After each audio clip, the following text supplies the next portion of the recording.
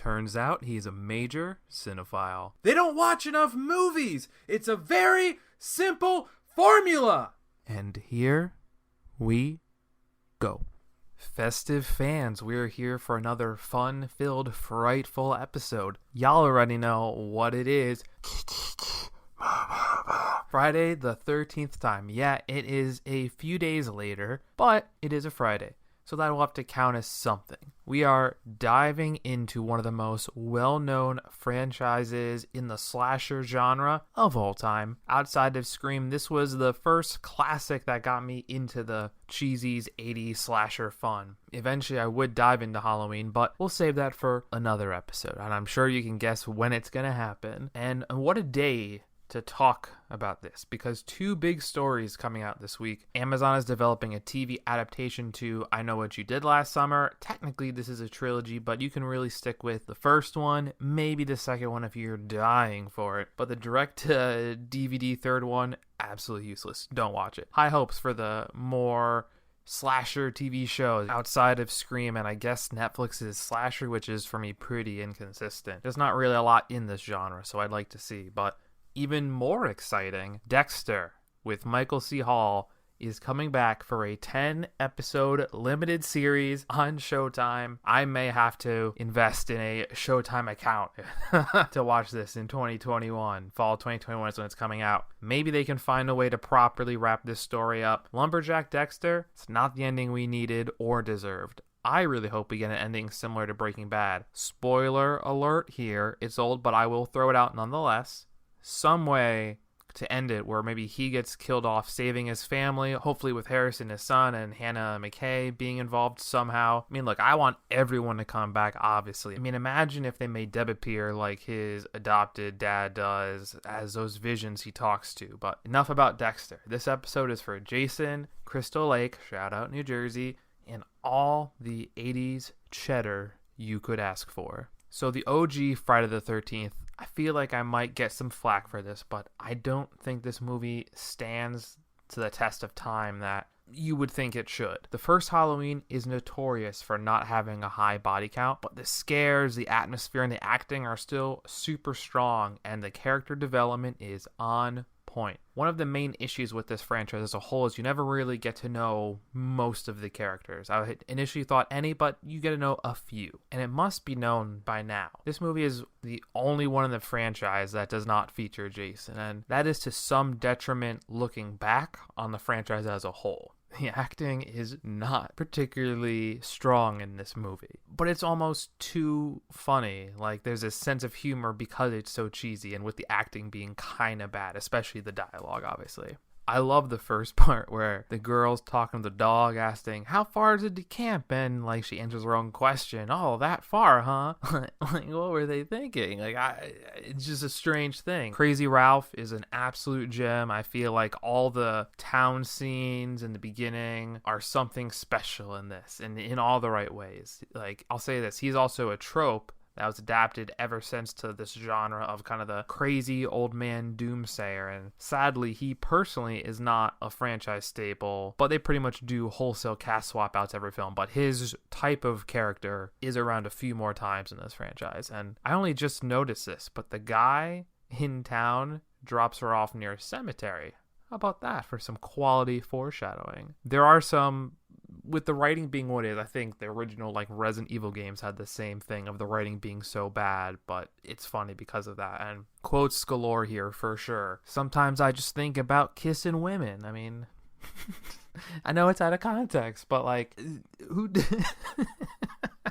who talks like that? I mean, maybe teens talk like that in the 80s, but like, I don't think so. No one really talks like that. It's like the Jill sandwich line. I mean, come on. Also, how about super young Kevin Bacon in this movie? I mean, that's a pretty strong nod in the plus column for me. I mean, at the time, he was a no-name actor, and this movie, actually, Bing Crosby's son Harry was the big draw for the film. Kevin Bacon is mostly known for his Footloose cut loose stuff, but he's actually been in more thrillers and horrors since then, including the original Flatliners movie, as well as the criminally underappreciated, canceled 3-season Fox thriller with Sean Asmore, It's the Following. And apparently, fun fact for all you slasher movie fans out there, apparently the Following storyline could have been adapted and was initially thought about being a part of the Scream film franchise, which thinking about combining those two, that would be pretty interesting. But we will see what our latest Scream film is when it does eventually come out with all the original casting. But back to Friday the 13th,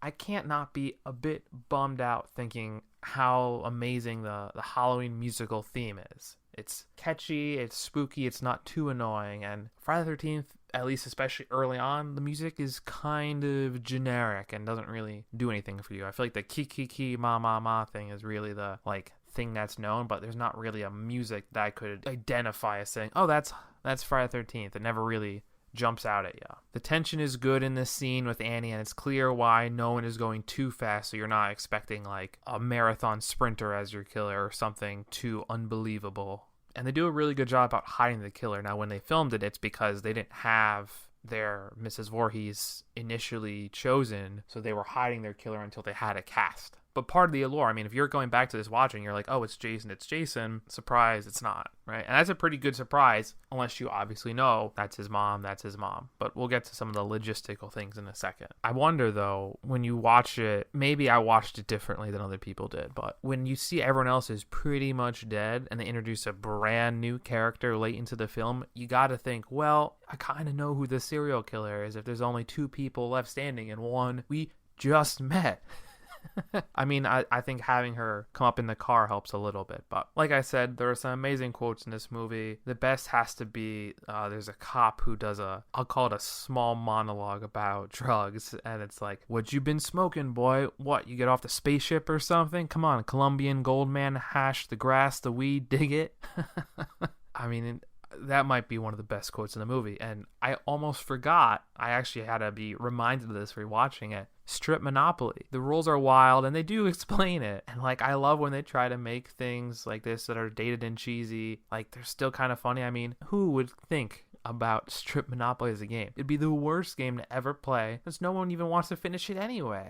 I'd be annoyed probably playing this, not gonna lie. The first movie has to be as known for the surprise killer reveal as the Kevin Bacon kill, which was still pretty good. Right up till the part when you realize that the latex body, has a different skin pigmentation from the head of actual Kevin Bacon. Still amazing for the time and even now. And I've seen this movie 3 or 4 times and I just noticed this on this rewatch. And I don't know if I'll ever be able to unsee it because it's a pretty distinct pigmentation difference. I have to say, it really does have good special effects. The axe kill right after is quite good, and all the credit in the world to Tom Savini and what he was able to do at that time on low budget and how his reputation grew as these effects became more elaborate and memorable. And there are many memorable parts to this movie, but I love how casual the camp director is meeting Pamela, aka a trespasser, in his campground. And in the first 2, these are campgrounds, so there should be some responsibility. It's not just random people milling around. He just walks up and he sees that who this person is. He's just like, oh, hi,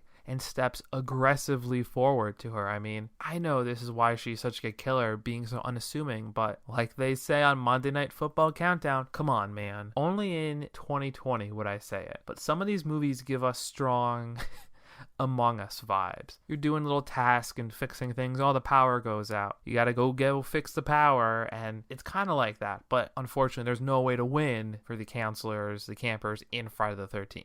I'll say this, even too, I know we've spoken a little bit about Tom Savini, but honestly, the Bill Death reveal, still very good, but I noticed this thing when Bridget gets thrown through the window. She does a little movement. Gotta imagine that's an actor thing, not a movie plot point thing. It's not oh, she is alive. Just throwing this out there. If Pamela Voorhees is the killer, which obviously she is, she has some hardcore mom strength, yeeting this girl through the window. Alice, who's our final girl here, could have gotten out of this numerous times, but we have this hilarious long chase scene, and yes, seeing the macabre kills is great, but it's done so early and it's more like hide and go seek at a point. I mean, some of the final fight choreography nowadays is pretty funny.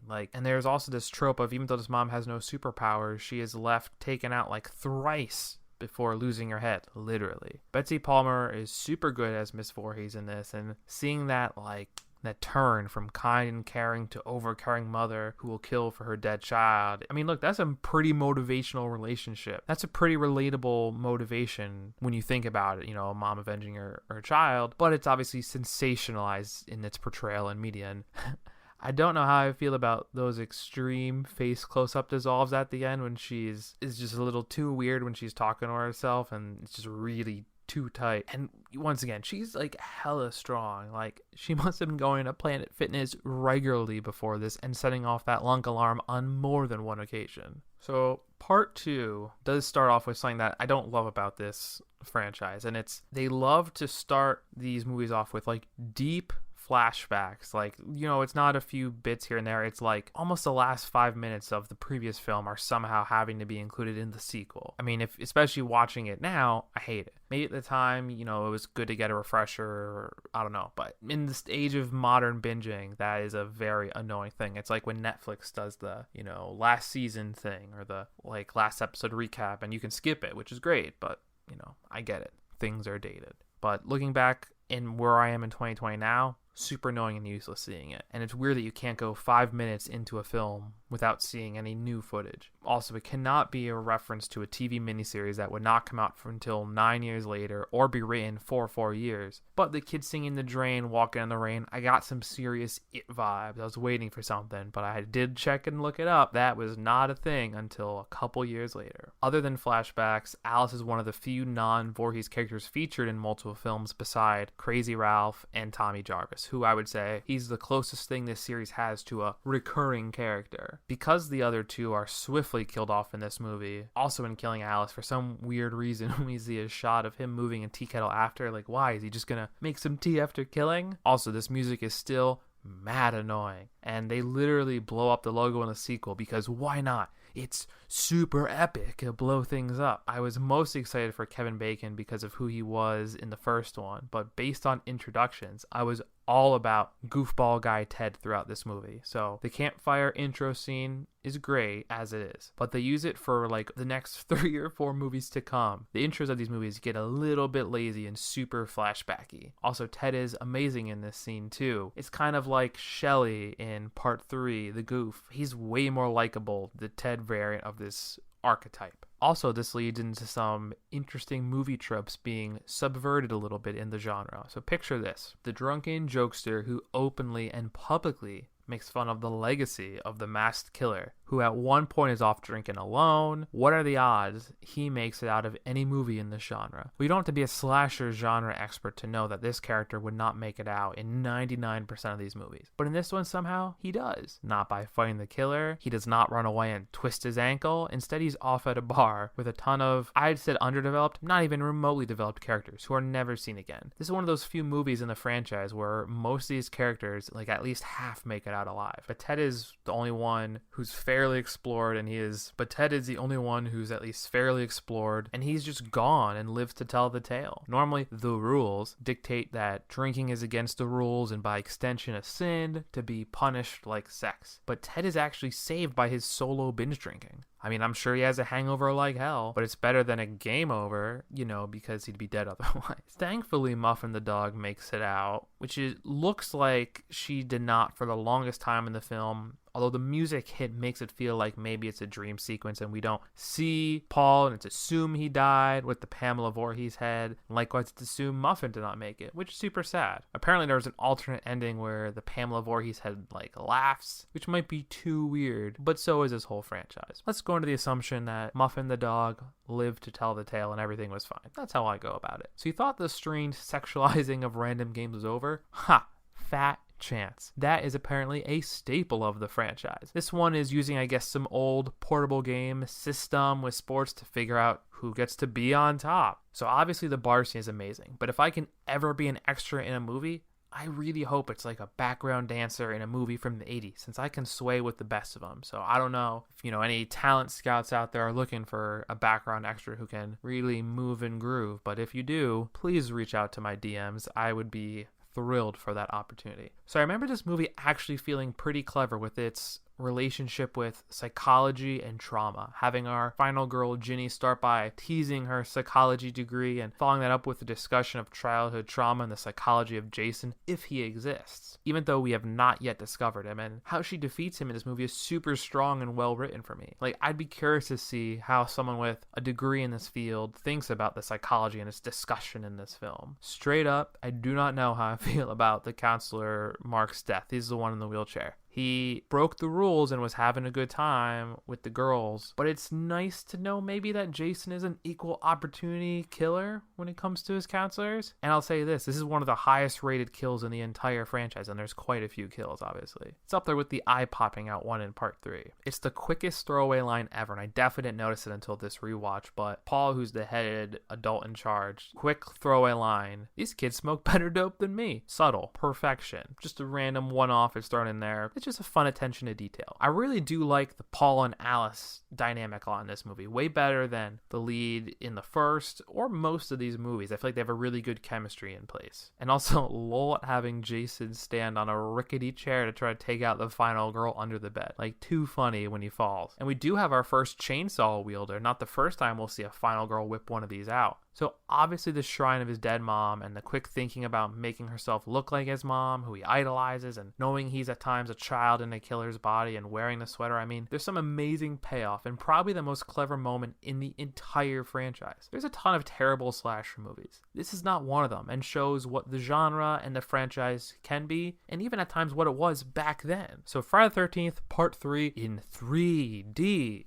Just throwing it out there. I said it already. Why do we need to recap a prior movie? What other franchise feels the need to do this so much? It is truly as infuriating as the musical annoyance themes. But actually, interestingly enough, when we actually do get to the theme music, that's teaser music when they're recapping. But the actual theme for this film is pretty good. It's amazingly 80s with all the synth glory, and seeing the credits for Friday the 13th Part 3D start by coming out of Miss Voorhees' eyes, beautiful. Like, if there was one version of this theme I'd want on a party playlist, it would have to be this. And believe me, I will be trying to find this in the next few days or so I can add it to my Halloween hits playlist on my iPhone. You're gonna have to get used to the 3D shot set pieces. I mean, it's part of the name in this movie, and there are some truly hilarious and goofy ones. They use a yo-yo as a main element just for this type of camera technique. But the 3D harpooning eye gun is pretty good kill for this. Obviously the best one, which I already talked about a little bit, is watching Rick's eye pop out in 3D. Now I will say, this movie does start a dumb trend of bathroom humor that it's also found in one of the worst in the franchise, A New Beginning. I remember really liking this movie to start. Chris was an awesome final girl. Shelley has moments, but he does get on your nerves, even though he is the reason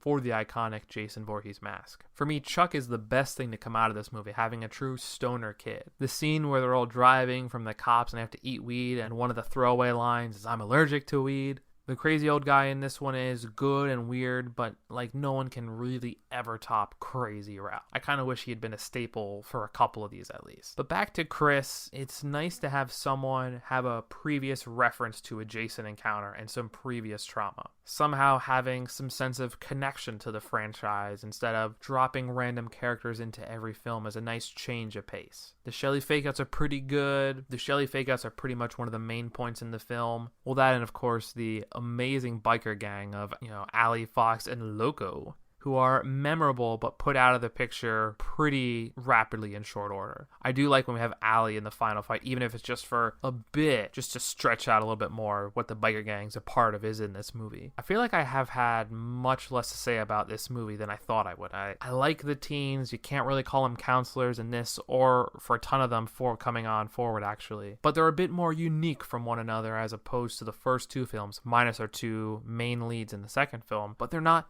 developed. They're unique, which is a nice change of pace though. I think therein lies a problem. I think 3 is fun, but I feel like rewatching these, the first 2 are just better movies, story and atmosphere wise, even if the kills are better in the third. Some of the kills are good obviously, and the Chuck fake scares and his death is just fun. as well as the eventual death of Shelly. I feel like there's that payout of everyone's expecting him to fake, and when he's actually dead, there he is. They don't believe him until it's too late. I really do wonder why we always see Jason place the bodies of the victims in such staged, macabre ways. Like, does he get a hoot out of it, or what? He never wins, but like, what's the end goal? Does he just chill with all these dead bodies in weird positions and that's it? Like, obviously we've never seen him win, but just, you gotta wonder what would be the end goal if he did do what he had to do. I have to say, besides the mask, it's nice to see that Chris is also tasked with taking on Jason primarily by herself, like 98% solo. I would say Jason feels a little goofy in this one. In the end, he's in the house and he's just kind of like saying, what's good? Climbing up the rope he's being hung on. I will say it's a very fun like change of pace having his mom jump out of the water like he did in the first movie. It's a nice little subtle shift. Alright guys, we're at the last one, Friday the 13th, the final chapter. I couldn't even say it, seriously. We know there's so many movies in this franchise, but the fact that they named the fourth one the final chapter shows you where they were at. It's kind of fun. They take the campfire scene from two out of context. Once we get into the movie, I like the setup of Jason being dead and all that entails, being taken to the morgue. Like, it's exciting at the time of just being different. So I don't necessarily love the time spent in the hospital. It's over pretty quick though when we get right back to the newest crop of victims, teens.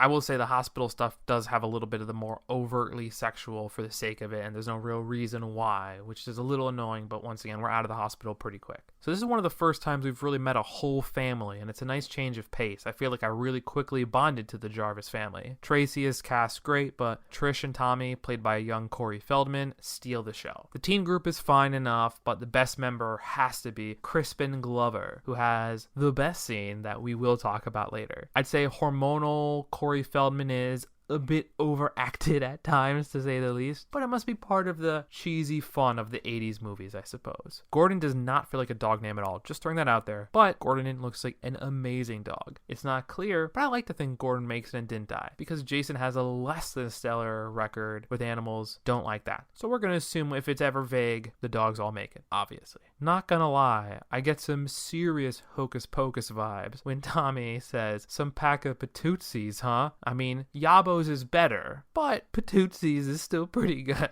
I stated this about the third one, but it's nice to have a subtle reference to the franchise, and having Rob related to a character who died in the second one, trying to hunt Jason, is just appreciating that world building, even as subtle as it is. Honestly, the Tommy masking is a weird, fun quirk that has some dividends later on in the film. I don't think it has as many as it could, but I will bring up an interesting point probably when I talk about the fifth one on this. The best part of the movie, and this is I'm not overselling this, is the amazing Crispin Glover dance, the music, everything. It's a super 80s power rock ballad, Love is a Lie, and it's like the nerdiest, quirkiest, most sporadic thing I have ever seen. I want to make a TikTok to this that will get maybe 130 views and 2 likes. I would love it though. I just can't match this level of energy from Crispin Glover yet. But I relate to his dancing so much and his nerdiness, and I know this is why I love this movie so much, because of Crispin Glover. But watching this back, I really thought it was one of my favorites, like top 2 in the franchise. And it's still in the upper half. But it has so many weird tangents and over-sexual nature sometimes. It's just a little bit much. I will say, more on Crispin Glover, the corkscrew kill of how they get him is pretty sensational. Probably the strongest in the movie for sure. I don't know if it's the strongest in the franchise, but it's got to be in the top 10, I think. I also like how there's some semi-psychology in place here, with Tommy making himself look like Jason to talk and lead him to his death. The PTSD kill stuff is interesting too, with Tommy being forever altered by this moment in his life. There are definitely those Jamie from Halloween vibes, and the arc is kind of there, except for how much more Tommy is used in the later entry as opposed to Jamie. Even the special director's cut is pretty quickly thrown out the door. So we know Friday the 13th, A New Beginning, there's some issues. If you haven't heard by now, there's an inherent issue that everyone in the franchise who's a fan of it, who watches it, knows the issue. Having a copycat killer, absolute worst. Only a few other films are worse than this one in this franchise. So the start is nice, having some idiots wake up Jason from the dead, and while this is a dream, you have to love this pays off for him being an idiot in the following film, actually being the one to cause Jason to come back. The setting of the rehabilitation camp is a bit too strange, and we really took a deep dive away from the camp counselor setting that was so nice in the first two films. This version of Tommy is a bit weird, but I have to say the inclusion of, Reggie is pretty fun. Easily he's one of the more exciting parts of the movie. The rest of the teens are a bit whatever, and this assortment is probably the weakest, I would say. Knockoff Carrie and even the Manhattan one have at least more fun of a cast of characters. This movie really does not have that. Ethel and Junior are a weird addition to this. I do like when Tommy yeets the guy, and Reggie's grandfather is a nice and somewhat relatable character. I always find it kind of funny that the copycat killer, Roy, does not ever get revenge on the guy who killed his son. Vic goes to jail, and Roy gets to kill him. It feels like this movie just throws random tropes in here and has a few greasers to kill off just to up the body count. Although the Flair kill in the mouth and the greaser guy singing, there's some fun little sequences, but fun doesn't necessarily always make a good overall project, a good product.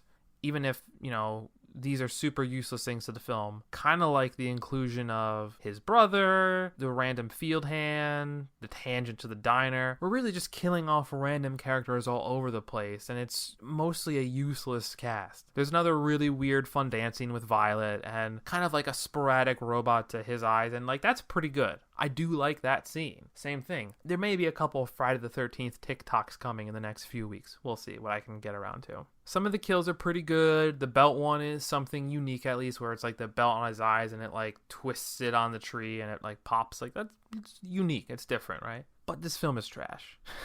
And it kind of stinks because I like Pam and Reggie. They're nice adds to the franchise. It just so happens to be a terrible movie. We do get another chainsaw used against Jason, which is fun at least, but something went wrong when they were making this movie. All right, we're on to part 6. Jason Lives. Ooh. I don't know how Tommy didn't learn from his dream sequence from the previous movie not to mess with Jason's grave. But two guys digging up his body, things go awry. I appreciate punching a guy's heart out and the not so subtle James Bond intro with the crosshairs and the machete slash. It's fun, it's tongue-in-cheek. I will say this version of Tommy Jarvis, portrayed by Thom Matthews, is the best by far. And he has a fun cameo in a fan film, Never Hike Alone, in the same role. I like the horror movie reference, seeing a guy in a mask and knowing what that normally means, but this information doesn't help and they do both die, not before a Dirty Harry reference, and a clear product placement of an American Express card. I gotta wonder how much money they spent on that. How about a fun fourth wall break in one of these too, with the gravedigger telling the audience, directly, some people have a sixth sense of entertainment digging up a body. I mean, that's amazing. That's so tongue-in-cheek. And he's not Crazy Ralph, but he's pretty good and seen a few times. And not just thrown in there, obviously he does die eventually. I know I've claimed the random things in the previous films with the background characters aren't good, but I don't know if it's just because it's so out of left field, but there's a paintball excursion that's amazing, and it's not important to the plot at all, but Jason just goes to town on a bunch of company execs out doing a team building thing. There's some dumb music, yeets the guy so hard that his face splatters on tree and there's a bloody smiley face. It's just good. How weird is it though that it took 6 movies to have counselors and campers in the same movie? Maybe that's why I like this one so much. It's what the franchise is all about. And the unique trope of the final boy, which is touched on in the 4th one, ignore the 5th one, and fully developed here in the 6th one, is at play here with Tommy Jarvis being the closest thing we have to a face of the franchise outside of Jason. The thought goes a final girl is the opposite of the killer, pure and everything, where a final boy almost mirrors the killer in some ways and has that inner darkness. Seeing these counselors who mostly have some distinguishing characteristics without outright being terrible people, it's nice. I think there's one that's maybe not fully known or realized, but for the most part, you kind of at least get who you have. And I think because, I don't know why, it's they're not really developed or anything either. Something's a little different there. The court music scene on the bus and almost getting out of the Jason thing is pretty good. And I think even seeing Jason take out cops, it's a bit more of a challenge for him. And, like movie Cops, I think having our final girl be related to the sheriff and having him be explored and developed, it's all great. And he has a pretty strong fight with Jason and a pretty good death. It might be one of the better Jason fights. Just having campers even provides real stakes that no other movie in this franchise deals with. Some movies have 1 kid or 2 kids, but this one is a whole camp, and all these plot points really just come together. The final showdown between Jason, Tommy, and Megan, it's easily the most exciting in the franchise. Fighting in the water, and there's a boat with fire all around, and he's trying to put some chains on Jason to sink into the sea. I mean, it's a visually climactic battle, and it has to be the most visually exciting, excluding some of the Jason X things, which is a stupid movie, but pure madness. And I think I forgot how much Megan did in helping with the boat propeller. Like, dang, like using that thing on his head, and wild. And even the kids having some lines and like personalities was like a big pro strat. There's the girl who's scared and keeps seeing Jason, and the two boys who have that fun little quote of like, what were you going to be when you grow up? Like, they're always doom and gloom. It feels like it's the most fleshed out movie in the franchise. And I wish I could say 2 was 2, because I really do like 2, but when you ignore half your counselors and you don't really see them, they're just there to exist. It's tough. Okay, Friday the 13th, Part 7, The New Blood. Sadly, we're back to random scenes from all these movies to start the movie. Sadly, we are done with Tommy Jarvis, officially at least. The beginning and watching Tina kill her abusive dad is a great way to kick things off, and they of course find some way to be on the same lake where Jason was locked down there as well. I like that there's a psychology aspect here in play with knockoff Carrie, aka Tina, and this starts a trend of more like unlikable adult characters being featured in these films. I feel like all the moms are the same. They're nice, they're likable, and they're gonna die eventually. I feel like the cast of teens is pretty good in this one, and it's a bit more fleshed out other than some of the earlier ones, and I feel like this movie teeters on the edge of the better ones and the worst ones in the franchise. It's a bit too weird, but not outright bad, or too zany like Jason Goes to Space. Also with the weird film kid being a standout, and a few more unique teen girls than in other movies in the franchise. Also, there's a really nice romance with Tina and Nick, and it's kind of heartwarming. It feels like they finally ended up killing all the people they have in their movies at this point. Unlike in, the second one where they have half the people living to tell the tale and not even realizing what happened. I appreciate Tina's mom finding out that the therapist had some terrible self-serving goals. Like, this is not a bad movie. Heck, some of the silly ones I still like, but just missing something that makes it slightly average. I do not know all these characters' names. I never do. But I feel like, I know who they all are, and all the kills are amazing. Some of the outdoor van ones are truly special. But like, straight up, Melissa is the worst in this movie. I don't know why I care about these characters at all. They're not developed, fleshed out characters, but they're fun. And in this franchise, that's enough. Like, these movies are definitely dumber than the Halloween movies on average. But that's okay. They're a blast. Like, I gotta say, I really am getting used to the amazing thing that Jason can do with just yeeting people through windows. It's also a trope of the franchise. Maybe that and fake cat jump scares and are other staples of the franchise. And I will say there's like 2 characters that they've started doing the thing where you don't just, these teens exist, but you start to root against a few of the characters. And there's Melissa for sure. But, we see how bad the therapist is, pushing Tina's very nice mom to Jason to get away. I mean, boo. Thankfully, karmic justice is a trope of the genre, but it's nice to see Jason get wise and use his power tools to get his karmic justice on this terrible man. The best part of these films, and this one specifically, are of course the actual fights, and unlike the garbage that is Freddy vs. Jason, this somehow feels a bit grounded in this world, and watching Jason fight the psychic powers of Tina are highlights. It's wild seeing Jason's both annoyance and eventual fear of her powers. Her squeezing his mask and choking him is pretty solid. Also, Jason looks pretty good design-wise in this. His best look is the 6th, obviously, but the makeup and special effects make him look pretty scary. His exposed ribs, sick, which pales in comparison to the next film that we're going to talk about. Also, there is something nice about the full circle story about her calling to her dad and him helping save her by sacrificing himself, his undead self. It finally shows his daughter how much he did love her. What a nice sentiment for a semi-silly horror movie. So now we start to get to the bad ones. Friday the 13th, Part 8, Jason Takes Manhattan. So this movie gets a ton of flack for misrepresenting what actually happens. Jason is not just hacking up Manhattan for the whole length of the movie, and it starts with all this cool city setup footage, an amazing 80s rock song, Darkest Side of the Night. This movie should really be called Jason wreaks havoc on a prom boat and eventually makes a pit stop to Manhattan. Also, if you're wondering why New York looks so gross and weird, kind of like 1989 Batman, it's because they both came out in the same year. Also, there's a Batman movie logo in the back of the cityscape, which is fun. But one of these movies is way better than the other, and it's The One That's Batman. Also, weirdly, this is one of the few times a flashback actually shows something new, like Jason actually drowning. How about that change of pace? Also, just logistically, how can you grow up in Crystal Lake, live there, and after like 8 murders around there, not know about them? Like, someone lock that place up and stop letting dumb kids get around there, and maybe perhaps the murders will stop happening over there. Also, the way that Jason is reanimating this one, hilariously dumb. Like an anchor hits a power line and then pop, zaps him back to life again. So Jason is all about harpoons apparently too. I think this is like the 3rd or 4th movie with one of those and one of those kills, and he looks terrible in this movie. Like he's sopping wet all the time for no discernible reason. And I will say, with all this water stuff, just pay attention to that note when I talk about a different movie in this list. And I get he's in the water sometimes, but he shouldn't be wet 24/7. Eventually it should dissipate a little bit, the wetness. Like, stop being wet for the whole movie. It's gross, and not like a good scary movie kind of way. This franchise has adorable dogs, and they all make it, and no one else will tell me otherwise. This film is right on par with those. So back to back, we have some terrible dad-like figures, and we never have a bad mom in the whole franchise. But parents rarely make it out of these films, or at least paternal figures never make it out. Like, I know this is mostly the case, especially on a lot of these I've talked about, but I really do like the Sean, Rennie. It's another cute couple, and thankfully they make it through the movie together. Like, are these last few movies romantic and allowed as Valentine's Day movies? Just, food for thought.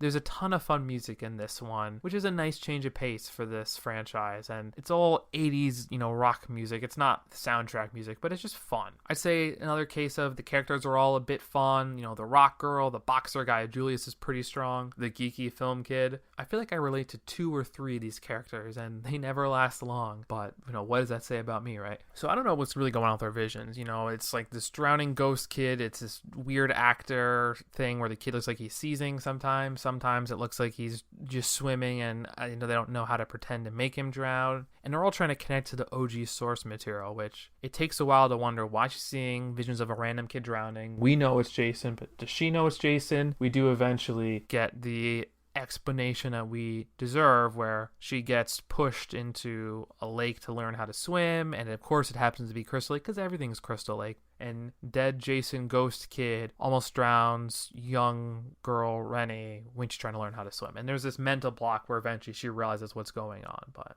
it takes a lot to get there to make the connection. And maybe he recognizes her because of that. Maybe he just recognizes the kinship of a fellow drowned or almost drowned person, I guess. I don't know. He just looks too gross and wet for no reason, and I feel bad for the kid who is stuck in this role. I mean, it's strange. I definitely like the part where the teacher is being seduced by one of his students, and he has the most unconvincing in the world. Well, hey, his voice almost goes up. Like, I don't know if that was the point or it's just weird. I don't know. I always hear that line and I laugh, and I assume you're supposed to laugh, but just like, well, hey, what's going on over there? It's wild. I think this version of Crazy Ralph is okay. He's close on par with the Gravedigger from the 6th film, but he's a little too suspicious, and we know it's not him. I don't know. It felt like they try to make this guy not just creepy, but almost menacing. And since we as an audience know it's not there, it just feels a little lost in tone, I guess, right? I do like the camera guy having his moment of Velma Jinkies, but instead of saying that, he gets electrocuted, set on fire, partially blown up, and that's the reason that the boat sinks. Also, there were so many kids that Jason does not kill, because it's a whole class of people, and we only see a couple. We see a good amount of deaths, but not enough to be a whole grade of kids graduating. I don't know how small the schools were, but if this was my high school, you might need multiple cruise ships to fit everyone from our class. Just throwing that out there. But they quickly write all these extra people off by saying the ship took on water and got almost everyone. And there's a part where someone sees Jason and he tries to climb, which sounds like a pretty good idea, I guess. I mean, obviously you could hack the thing down, which is what I thought was going to happen. At least both times I watched it, I thought that was going to happen. But instead he is the fastest climber in history, and somehow catches up to him and throws him down. And you almost know that Julius is somewhat developed, and they just throw him overboard. You almost are aware that he's going to be back. Also, another water point that I want to bring up eventually. When they do get to New York, Jason followed them. Did he swim? I personally like to think he Pirates of the Caribbean walked on the bottom of the ocean floor. That's my assumption. So once Jason does get to the city, it's pretty fun. He's killing a bunch of tough guys. There's a scene where he flips his mask off and scares a few people, but we don't see it at the time. But it's pretty funny, whatever it is. Stalking on the subway, he's punting boom boxes, messing around with diners, and just chilling in the sewers. The steam room rock punch, we're going back to the boat a little bit, is one of the better kills in the movie, drowning the terrible stepdad in his awful gross barrel, and of course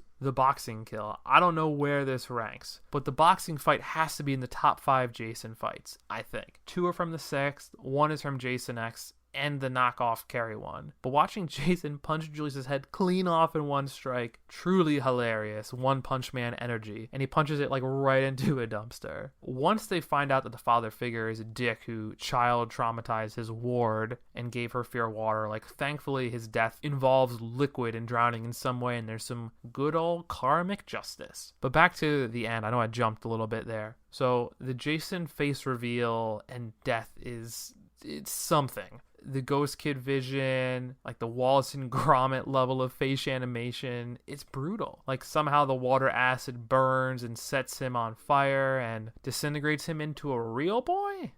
And they kind of just leave him, and somehow he's back to Jason in the next movie. But the best part of this movie, it ends romantically, and their dog who ran off earlier in the movie, who's adorable, is still alive. It's a true Disney ending, if you ask me. So Jason Goes to Hell, the final Friday. Okay, folks, it's the last one.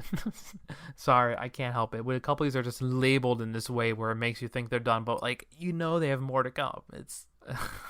I don't know what they were thinking. So, if there's one thing I love about this movie, it's the beginning. Sure, we have no explanation as to how baby Jason became Jason Man again, but, I guess forget about that part for a second. The fact that the government lures Jason with a random girl taking a shower to blow him away is hilarious. Also, before we talk about the one good part of this, Jason looks terrible and gross in this one. He has weird scraggly hair, like the mask is blended in and burned into his already burned face.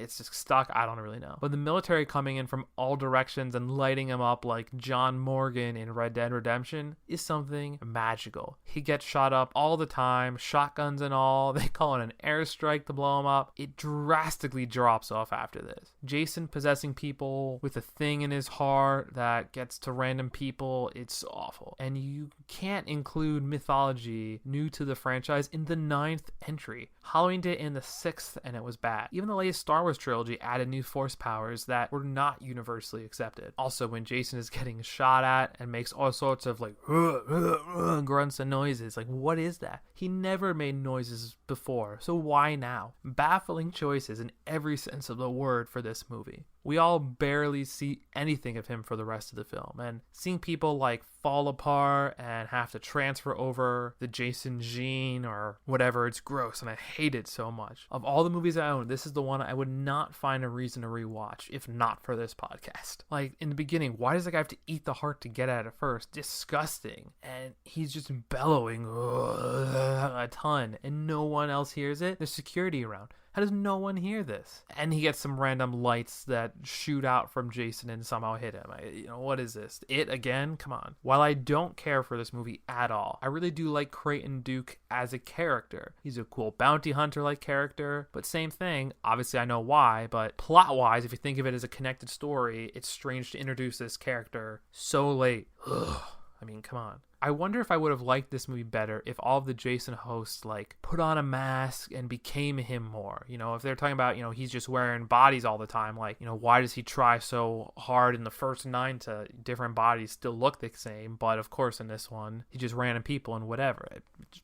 Continuity, annoying. I will say the Jason is dead marketing thing at the diner, it's pretty fun. It's kind of like what you would think would happen, in the real world, that someone would try to market off something like this. Let's be real, that would happen. And this scene has Creighton Duke in his best at the diner. And in the same way of introducing this new character, it's annoying that they have a relative of Jason introduced this late. At least Halloween had them come out somewhat earlier and continued to use them. This is a one-off storyline that is never introduced again, not developed. It's just gone and done. Partly because this franchise as we know it is not visited much more and never will be a part with all the legal battles, of who owns it. So like when he transfers after eating the heart, he kisses it into the next person. That's what I get out of, at least. It's a tongue or something he puts in people. Also, like, can anyone see that as Jason, a reflective surface? Is it like some reverse vampire thing? Because initially, like, oh, maybe it's just relatives. But then whoever the guy with the glasses is, he sees it too. So you wonder how many people just avoid mirrors, I guess, when you're half hosting Jason. Also, unrelated,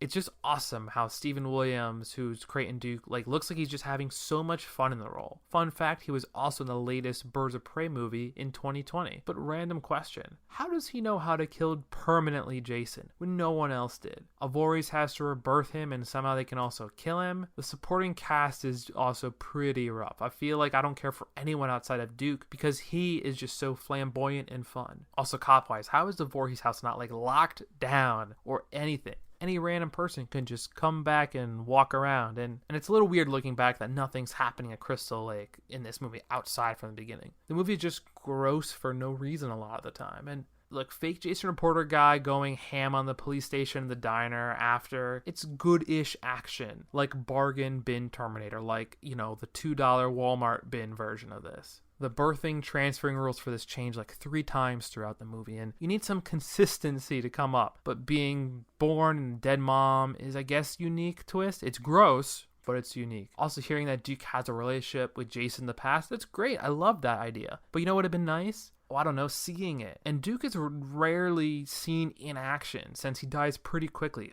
It's like the Captain Phasma Boba Fett thing. Hopefully, the latter will be addressed at the end of this month in Mandalorian Season 2 with Tamura Morrison, being cast in this as seemingly Boba Fett. But it's the old rule, right? Show, don't tell. I don't want to hear that they had a past. Like, show me a flashback clip of them duking it out or something. I mean, no pun intended, duking. But we get to the end.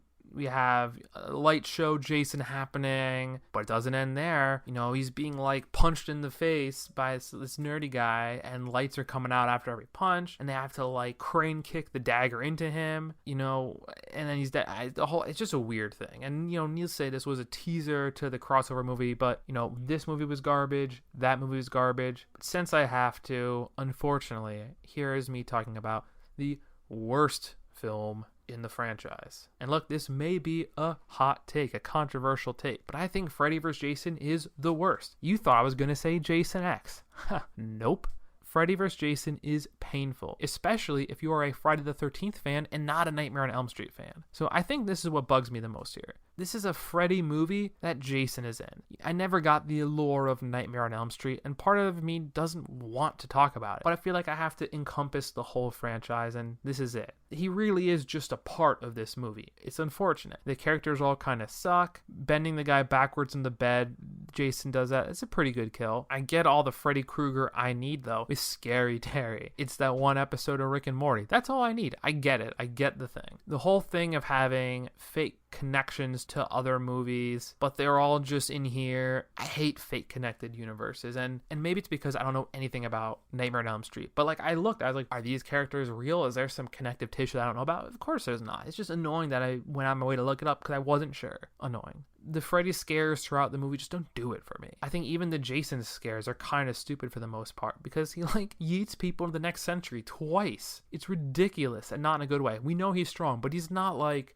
throwing people to the moon strong. Like, come on. I guess it's sort of cool how they have like a kill competition and a bit of exploring Jason's childhood trauma in his dream. It's neat enough. It's kind of cool when they light Jason on fire with some Everclear they're drinking, and he still chases the guy through a cornfield to kill him, and he kills a ton of people all at once, which is one of those things that they make a reference to in the Scream TV show, saying, our killer is not the Terminator, he's Jason, and it's just fun that they clearly subvert that with him killing like 4 or 5 people at once.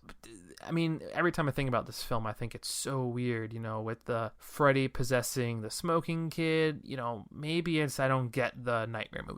But this is just stupid with the Freddy jokes. I like my killers silent as the grave. Also, is Jason really afraid of the water? This is what I want to point out. He swims in multiple movies. He apparently swims all the way to Manhattan in the 8th movie. Like, what is this? Sure, he drowned, but he swims all the time. He kills people in water all the time at Camp Crystal Lake. I guess some of the bullying backstory and flashbacks is nice, but there's just so much crap involved in this movie. I don't appreciate the very few good parts. So the final fight had a ton of zany things, and Friday the 13th is weird, but not this weird. Like, they're shooting off like O2 torpedoes. I just don't get it. I'll finish the way I started with: this is not a Friday the 13th film. It's a Nightmare on Elm Street movie that happens to have Jason in it. Hard pass. Jason X, maybe there's continuity, maybe there isn't. Either way, the beginning is fun enough. The credits are a little misleading, kind of thinking it's the Hell thing, but this is a sci-fi film. And Jason looks good, at least in this film, which is a nice change of pace from the last few that we've talked about on this. Like the fight with the military, his javelin kill, it shows him as a true terror, and all the more better with this fight for our very early final girl in Rowan. They both fight, and soon both end up in some super cheesy sci-fi movie. Fun fact, according to Jason X, we're going to lose hockey in 4 years, and I believe it. That's my source of future foretelling. I do like that Frozen Jason gets to hack off an arm and make us realize how future-y it is, and that apparently losing an arm is not a big deal in this future that we're living in. The cast of this is massive for one of these movies, and that really just means there's going to be a high body count. The jokes are dumb and all over the place, and this movie is at its best because there is no doubt that it does not take itself seriously at all. Some of the kills are wild, and it's crazy that this movie really starts out with one of the best ones, maybe in the whole franchise, with sticking someone's face in liquid nitrogen, freezing it, and then smashing on the counter. Also, weirdly enough, Jason is pretty good at killing with only one eye, because you see right before she takes his garbage stabbed out eye. The whole tactical squad going against him is pretty good, and they do have a clever intro to virtual reality that gets a nice payoff in the final act. That it's an amazing callback to the franchise that we'll talk about. But I like that, unlike some of the more recent films in the franchise, just them all being on an isolated spaceship, it makes these kills feel less random. And there's a bit of tension with everyone being locked in the ship together that you're not used to before. We have seen him fight teens, cops, and we see him lose awfully to a massive SWAT team. So these military, heavily armed security force, it's a nice change of pace for him to have an adversary. There's a pretty good, he pushes a guy off a thing and is spinning on a screw. Having Jason have some hand-to-hand combat, it's a nice change of pace. I mean, maybe he learned from Julius, right? Also, the pun of saying what this guy's status is that he's screwed. Mwah, beautiful writing. It's a fun group of wacky characters, and it's a good time seeing them get killed off. Like, not developing these characters at all. But in this one, I don't really feel like that's a big handicap. It's a zany world of slasher fun, and we're all just along for the ride. I like that they make jokes about the guy being in love with his robot, and then look, he is. Rowan is probably the most adept final girl that exists in this franchise, by a mile. And while it's nice that she's experienced, it does not feel as earned because she starts as the one who has this skill set already. It's nice to see our final girls grow and have to learn from their experiences and hardships to defeat the killer. The Jason upgraded robot killing machine fight is spectacular, and for all the right reasons. It's over the top. It's just some stupid combat action, backflips. There's a part where she turns her handgun sideways, cheesy one-liners galore. I know it's dumb. It's like Sharknado. I mean, she shot off every ligament Jason had, because why not? And then she just blows up most of his head for added measure. Somehow the nanobugs end up fixing and improving Jason to become what is known as Uber Jason, and man does he look the part. Super futuristic and intimidating. I mean, it might give Darth Vader a run for his money, and he easily dispatches Robot Lady. Thankfully her head survives, and you think that he's blown up and sent into space like Fat Chance. It's more than that. He punches through the ship while in space because he is a beast at this point. I have to say that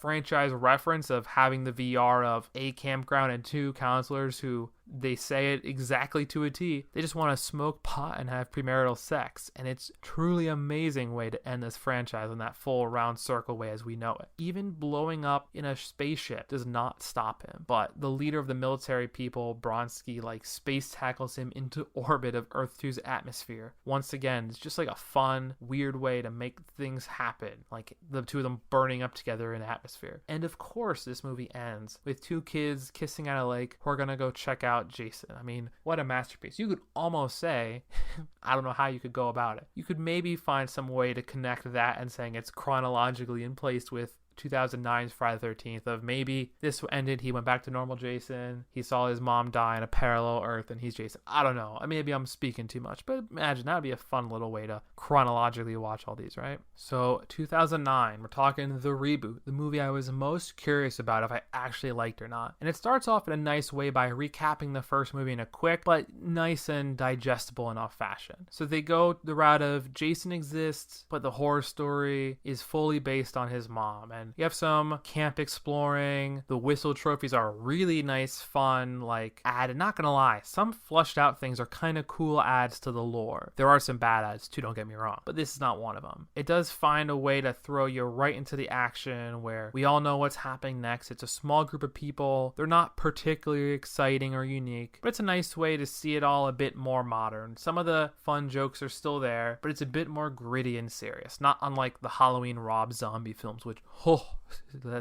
that's scary. Now it is some slightly unique thing hunting for a marijuana field, and I never really know, is it Jason's marijuana field? Is it just a random thing? I don't know, because a few people are looking for this field of marijuana, but it really doesn't matter since now they are at a camp and stuff is gonna go down. It definitely is a bit more visceral and gruesome than previous films, and there is this weird notion of traps and torture, with the sleeping bag being tied above a fire to burn alive, and there's a bear trap. It's not bad or anything, it's just different. It's a little bit jarring, this new mentality that they've given Jason. It's also a bit odd having this first group of people pretty much as useless, underdeveloped blood bags to be killed off. And the worst of it all, obviously, is the eventual realization that he takes prisoners. Like, it does not seem that way at the time, and it's shot away where it looks like he's killing this girl. But that realization is probably one of the weirder things about this. And Baghead Jason looks pretty whatever visually, not gonna lie. In 2009, we can't do better. Okay, fine. So once we get acclimated to our real main crew of kids and our mysterious plus one, we have a pretty solid cast. Aaron Yu is the highlight for me, with the best stoner we've seen since part 3. But Supernatural's Jared Padalecki, it's a good ad. He's a bit big physically, especially compared to Jason, but thankfully, it's not too awkward when they fight. And Danielle Panabaker from The Flash is great as our seeming final girl. We do have some weird locals, and they're always somehow more weird, stereotypical rednecks in the more modern, grittier movies. And once again, the Rob Zombie movies for Halloween 100% go this route. We have, in essence, a more male version of Melissa from Part 7 in Trent. The rich, douchey guy who is just the worst. But sometimes we need a teen to hate. It's part of the genre, and when he gets it, it's kind of fun time to semi-root for the killer in that moment. He does really have a much better look with the hockey mask, but I don't get why they made such detail to his crazy all over the place hair. The killer cut, which I own, is a bit more provocative than needed, but that's what you get, I guess. I don't think there was a whole lot added to this, but even a few minutes more, and I'm all about it. I felt the same way with the Wolverine extended cut. I think they do more there, but it felt like it was a subtle ad. Also, having Jason quickly kill off 2 people, it's a little bit fast so early on, but him using a bow and arrow to kill someone that leads to wounding someone else, it's pretty good. And the knife through the dock, kind of picking her up with it, like, it's kind of a memorable kill. And they're good. They have the technology and special effects years after that they didn't have in the previous few films. It just feels like the charm is slightly gone. The cheesy fun was lost in place of a darker, grounded, grittier tale. And they find a way to explain how he gets around places quickly, the tunnels and bell system. It's neat, but I don't want that in my slash movie. I don't need all this stuff to be explained and grounded. That's not the point of these. It's not to be too based in reality. The Trent kill is super strong, with it seeming like he's almost made it out, and eventually he's nervous about if the driver is Jason, but having Trent impaled on a truck driving away, it's the best way to kill your terrible loser character. More slasher justice. When Jenna, Panabaker's character, dies, I'm shocked. I was surprised, and not because I'm just a Flash fan, but she really did seem like the final girl. She had the makings of a nice final girl, but somehow she's gone. And this becomes a family survival movie, which is pretty rare, I think, especially for the genre. The Jason fight is good. The wood chipper, classic, Fargo and Golden Circle vibes. I know one of those came out after this movie, don't at me. But it's a bit weird that this guy, Clay, can body slam Jason, hold his own for a long time. It's not a bad movie. It's not a good movie. It's just sort of there, is how I think I would describe it, which is what I kind of expected. But I needed that refresher to remind me that's what it was. So let's talk a little bit about one of the things that we've briefly mentioned. Never Hike Alone is that fan film that a few people like to compare when they talk about this series because it's pretty high quality, and a little bit about the future of the franchise, right? I would be remiss if I didn't bring up this fan film because for what it is a very good quality. It's one of those movies that loves using GoPros and like action adventure as a plot point, you know, with a guy climbing on rocks and stuff. And I saw a zombie movie. I wish I could remember what it was. That was like that a few years back. But for the life of me, I cannot remember what it's called. It starts a bit whatever, you know, but the chase parkour stuff is neat enough, and Jason looks phenomenal in this. And getting Thom Matthews to reprise his role as the best Tommy Jarvis. Don't know how they did it, but they did it somehow.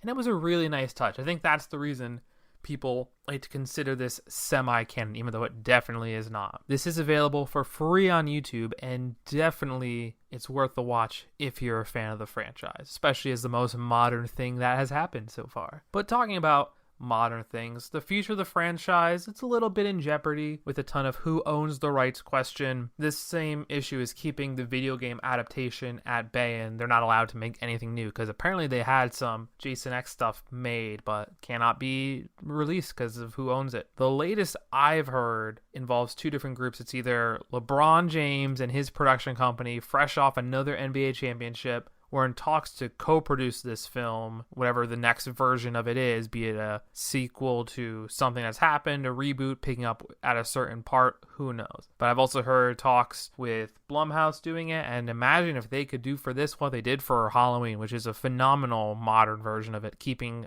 some historical basis in the previous elements of the franchise, but ignoring some of the sillier ones. Like, I'd imagine whatever happens will not involve 8, 9, 10, maybe even 7 for the Friday the 13th. Probably, they gotta include 6, I would think. But there's a ton of revivals and projects happening that, you know, we never expected. So I will hope for something, and of course, something good. But until then, let's take a look at my list for the definitive rankings of films in this franchise.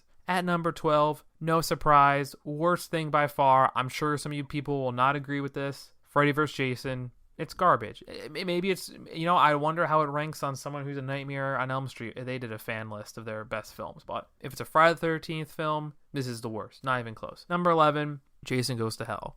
Duke cannot salvage this film. He's a great character, but it's just too weird with the body jumping. And as hilarious as that beginning is, it's barely a Friday the 13th movie as well. And you can't have lore that late into the franchise. It's just not right. The first and probably the earlier era of these, I gotta go Friday the 13th, A New Beginning for number 10. I mean, it is a Friday the 13th movie, but in the same issue of sort of an identity crisis, if your Jason is not Jason, how can it be a Friday the 13th movie? The dance scene with Violet is great. I like that there was a Tommy Jarvis, but in my mind, the mask thing could have been used more. And, you know, I guess you could say the same about the sixth one, but especially if they were going to set up however they did, they wanted him eventually to become Jason. That didn't happen, but the mask thing could have played into that, and we never get that payout. And I'm kind of blaming 5 a little bit because I like 4 and 6 to some degree. Number 9, it was tough to put this film versus maybe some of the sillier ones. Friday the 13th has all the bells and whistles and looks great, looks the part of a good Friday the 13th film. It's just, I miss that cheese, that charm. And like they did with the Halloween remake in 2018, like, it just feels right. It feels good. And this feels close, but some of the grounding too much stuff, you know, it just kind of stinks. And it's unfortunate that there's some nice parts in this. I really did like the trophies of the counselor's whistles. Some of the actors I really liked. It just didn't have it. Number 8. It hurts my heart to have to put it this low, but if you're thinking of good and bad, Jason X is not a good movie. Is it a hilarious movie? Absolutely. It is a ton of fun, and I absolutely have rewatched this movie probably more than some of the other ones. It's fun. There's no way around it. It's just so weird and different. And for me, that's good, but if I'm trying to be critical, I cannot put it higher than 8. Number 7, we're going to go Friday the 13th, Part 8, Jason Takes Manhattan. I really felt like maybe I could have put X higher than this, but I feel like there are some unique kills. It feels a little more like a Friday the 13th movie. It hurts me to put it here, but I don't know. I'm even wondering recording this if I should flip it. You know what? I'm going to flip it. I'm going to change my mind. Jason X at 7, Friday the 13th, Part 8 at 8, and here's why we're going to change it. We are doing this because Friday the 13th Part 8 has the Julius boxing punch-off head thing, which is fun. The boat's okay. It's just, they're so lazy at times, and I hate how Jason looks in this movie. He's sopping wet and gross. It's fun when he's in the city, but you cannot excuse the pull out under the rug of calling it Jason Takes Manhattan, but mostly it's Jason on a boat. I think it's better than Friday the 13th 2009 remake because it has a little more fun to it. But I think truly Jason X is better than this. Cannot put it higher than that, though. No more changes to the list, I swear. Number 6, I'm going to go Friday the 13th, Part 7, New Blood. Knock off Carrie. The psychic stuff is fun. It's a little too weird, which is why I can't go higher than this, but it's really fun seeing the two of them face off. And, it stinks that Freddy vs. Jason was so bad because this fight was actually pretty good. And it was really fun watching Jason deal with the psychic powers that be around him and being very unaware of what's going on. And there's a lot of fun teens involved in it as well. So you got to give it a little love. And the love story is really nice in this one. So not my cup of tea, but I like a little romance sprinkled in. Can't be the forefront, but a little sprinkling in is nice. Number 5, and I was really surprised that I ended up putting it this low. We're going to go Part 3. Yes, Jason gets the mask. And that's a big thing. Shelly's fun. There's, some fun characters that are in place here. But watching it, I felt like some of the earlier ones were just a little bit more clever. Some of the later ones were just a little bit better. Look, top 5 out of 12 is still pretty good, and I appreciate Part 3 for what it is. The biker gang is lovely. It just, things are a little too sporadic in Part 3. Number 4, Friday the 13th is going to be the final chapter, and I think it's because the Tommy Jarvis stuff as a kid, great. I love you'll probably ever notice this trend. Anything with the psychology is a little interesting to me. It's a little exciting. The teens are awesome in this. Crispin Glover is in this. The dance. Crispin Glover's dance might be the reason this is up to the 4th best of all time. I mean, it's not, but it's high up there. The Jarvis family, seeing that family bond is really nice here. They kind of went that route in the remake in 2009, but it's a little more well-developed, and you see the whole family, not just the brother-sister thing. Gotta give props to Friday the 13th, the final chapter. This may be controversial. Friday the 13th, the original one, is only number 3 for me, and here's why. Hear me out. Kevin Bacon. Gotta love it. You gotta appreciate the surprise at the time was a big surprise that, who is this killer? And it's this unassuming woman. But the dialogue is pretty cringy, and that's funny, but it's funny in Jason X too, and that's only up to 7. This is a good movie, Friday the 13th. It just doesn't necessarily stand up the test of time that other movies do in this franchise. But it's really good. Don't get me wrong. No shade to the original. But why did I put Part 2 a little higher? And Part 2 is going to be my number 2. Because the psychology aspect is fascinating. The chemistry between our two leads, awesome. I love the goofball in this movie. And somehow he lives because of drinking and over drinking. That's wild. It's such a change in pace for the franchise. But the psychology stuff is awesome. Look, having her psychology in 3 different parts, seeing she's interested, seeing her take on Jason, and seeing her use that to defeat him with the sweater, dressing up like his mom. It's an awesome movie. And the only reason they can't put it higher, because I really wish I could put it higher, is because they have so many counselors that are just gone and never accounted for. And it doesn't matter, seemingly, that half of the people in the movie live to tell the tale. I just wish they had killed a few more people off, lasted a little longer, and it felt more at home with everything else, but really strong. Number 1, you guys may hate it. I don't know how you could. Part 6, Jason Lives. The best Tommy Jarvis. We have campers at the camp. Right? Mind blown. This is the only movie that does that. How is that possible? The chemistry between our two leads is awesome. Having a real rapport with the head of the police, with our main characters, having some of the kids have real talking points and personalities. There's not as many counselors, but they're developed. The paintball thing is a hilarious change of pace in the randomness of the kills that they make up. This is a pretty unique, fun one. It's just well done. And the battle with Tommy and Jason at the end, phenomenal. And part of this is because I liked having developed characters, and Tommy is really all we get, and this is him at his best. No disrespect to Corey Feldman, also very good. But this is clearly the best version we get, and the closest we get to a true antagonist for a couple films for Jason. Does one of those not count because it's a fake Jason? Obviously, that's why that movie is so low. Part 6, Jason Lives, masterclass of the franchise. Just what it is. but another spooky episode, folks, put to rest. For now, bump, bump, bump. But seriously, next week's episode is going to be as much of a surprise to you as it is to me. I don't know what I'm going to put out, but we'll figure it out. But 2 weeks from now, we know we'll be talking Halloween, and maybe we can answer which of these two film franchises is better in Michael vs. Jason, the crossover film we will never get, but we would be so excited if that came out. That'd be right up my alley. Also, one more little news treat for y'all. No tricks here. The reports of Andrew Garfield and Tobey Maguire joining Tom Holland and Benedict Cumberbatch in the latest Spider-Man is pretty exciting. You know, Spider-Man 1 and 2 have been great. I've enjoyed them both a ton in the MCU. And now we're going to bring the OG Spider-Mans to the MCU. Pretty exciting. Live action Spider-Verse. Who would have thought, right? Just saying. Pretty awesome. Could be the thing we do not know that we needed, but we really want it. And if they can do this, maybe they can find a way to bring back the OG X-Men cast into MCU. Yeah, we can skip the Fantastic Fours. But imagine if we can find a way to get Patrick Stewart, Michael Fassbender, Hugh Jackman. I mean, the possibilities are endless. But before getting too excited on a superhero movie tangent, I would be remiss not to mention where you can find all this info that I've been putting out on social. All of our social media platforms. Check it out, either knickknack_IC or Knickknack Movies. And to continue listening, we are available on a ton of platforms, including Apple, Spotify, Amazon, Google, and so many more. Look, you love this podcast, I love this podcast. Tell your parents, relatives, everyone you know. Rate us 5 stars, write a review, talk about how immaculate this is, how festive and fun we've been this Halloween season. It would be just peachy if you could do that. Just do it for me. Come on. But thanks as always, folks.